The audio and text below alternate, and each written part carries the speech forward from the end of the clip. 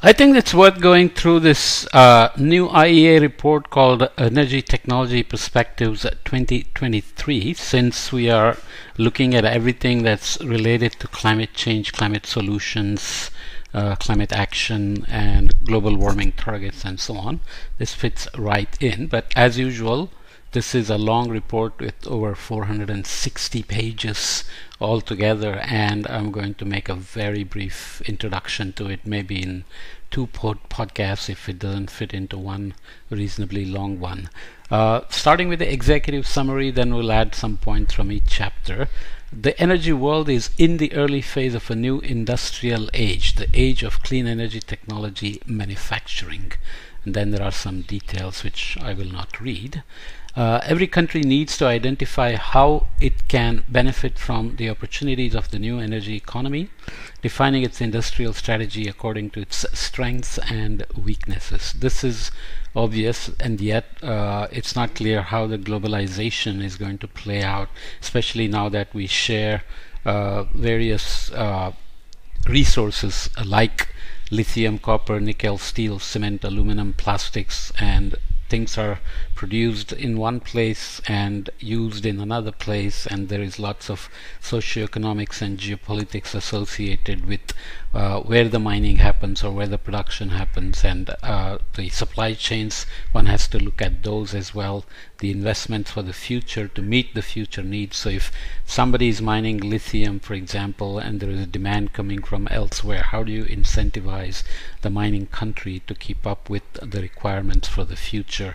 And what are the impacts on emissions, global warming targets, and so on, embedded emissions, etc., become very critical. And with the Russian invasion of Ukraine, we have seen how the energy markets get heavily perturbed by what's happening in one place.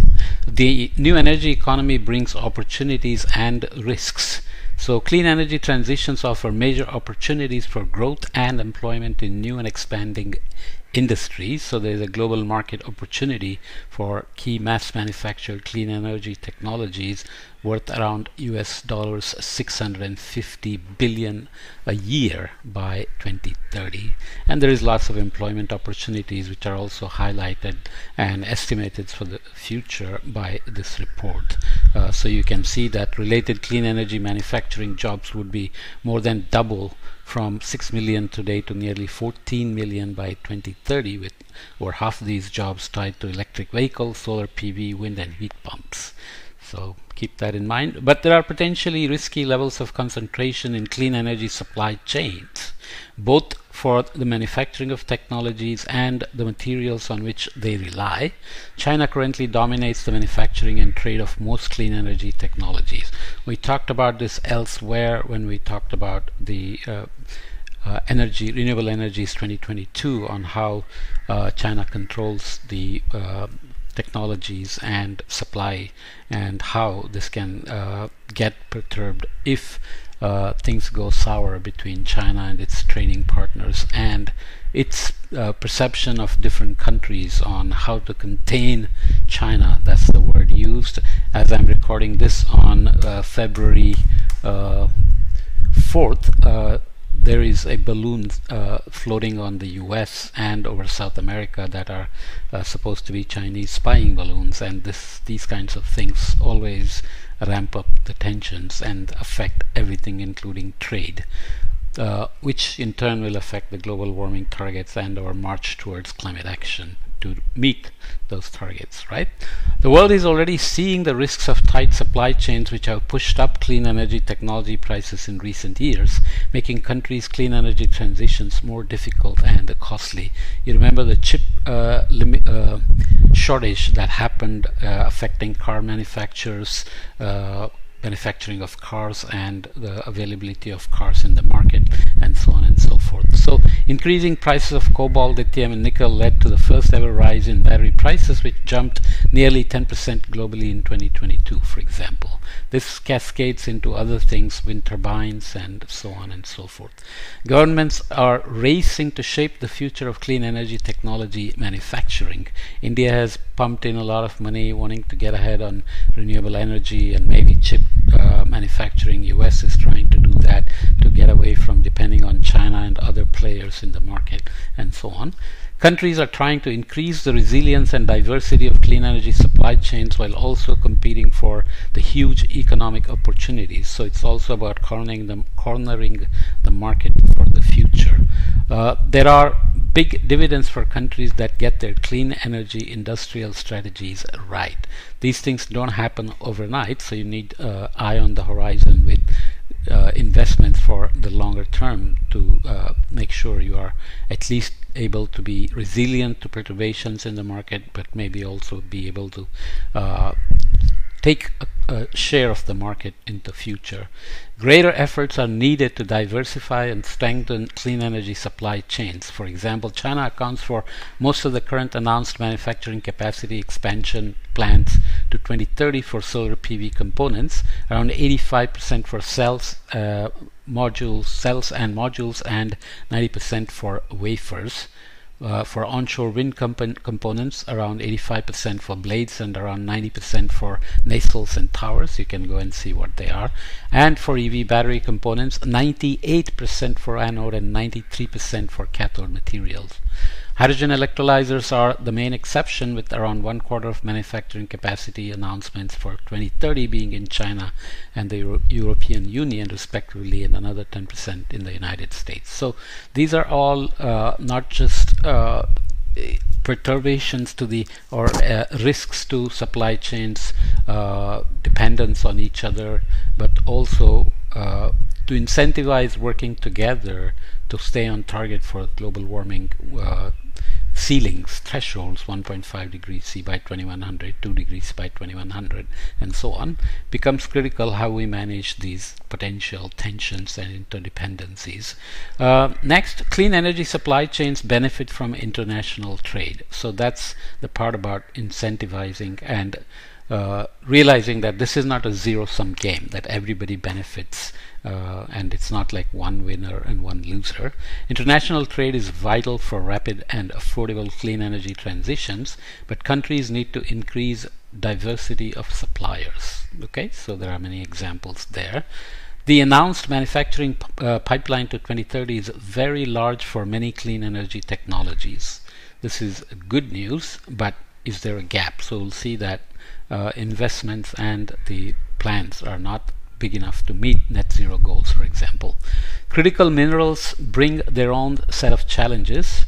The mining of critical minerals is the only step in clean energy technology supply chains that depends on resource endowment alone. Elsewhere, we will look at an MIT report which says that there is technically enough material, whether it's critical minerals or metals, for transitioning to decarbonized system, getting out of the carbon trap. But how do we manage the geopolitics of who owns the resources and how the supply chains are managed, where the risks are and where the pain points are, and so on. The majority of announced projects for the processing and refining of key critical minerals are set to be located in China. These midstream processes tend to be energy intensive. China accounts for 80% of the announced additional production capacity to 2030 for copper and dominates announced refining capacity of key metals used in batteries, 95% for cobalt and around 60% for lithium and nickel. Currently planned expansions of mineral processing capacity worldwide fall well short of the volumes that will be needed for rapid deployment of clean energy technologies. Polysilicon for solar PV supply chains is the only area in which surplus capacity by 2030 can currently be expected. So you can see there are perception issues, socio-technical transition issues for going into clean energy, and then there are all these issues of needs, demands, and ownerships and concentrations of supply chains or nodes in the supply chain that can choke the whole system. Mitigating risks in critical mineral supplies requires a new, more diversified network of diverse international producer-consumer relationships. These are the critical ones. How do you maintain producer-consumer relationships to be cordial and running smoothly and be resilient to geopolitical perturbations? Again, Russian invasion of Ukraine has exposed lots of pain points in the logistic chain, supply chains, producer-consumer relationships, and so did COVID, for example. Okay. Countries' clean energy industrial strategies need to reflect their strengths and weaknesses. For most countries, it's not realistic to compete effectively across all parts of the relevant clean energy technology supply chains. So there are going to be some which are going to be particularly vulnerable to perturbations to supply chains and tensions with neighbors on the geopolitical front, which may affect the supply chains or access to the markets, for example. Energy costs will continue to be a major differentiator in the competitiveness of countries' energy-intensive industry sectors.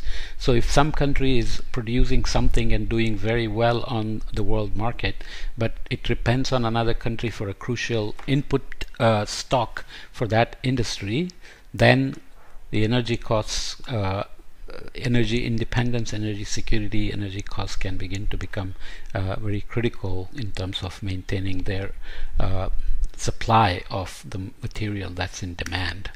New infrastructure will form the backbone of the new energy economy in all countries. So this covers areas such as the transportation, transmission, distribution or storage of electricity, hydrogen and CO2. Building clean energy infrastructure can take 10 years or more, typically involving large civil engineering projects that have to adhere to extensive local planning and environmental regulations, while construction in most cases is a relatively efficient process, taking 2 to 4 years on average. Planning and permitting can cause delays and create bottlenecks. Okay. Next, the story of the new energy economy is still being written. Supply chains are central to the narrative. So the report has a last chapter on policies to maintain resilience of supply chains, which I'm not going to read in detail, but you can go and follow up.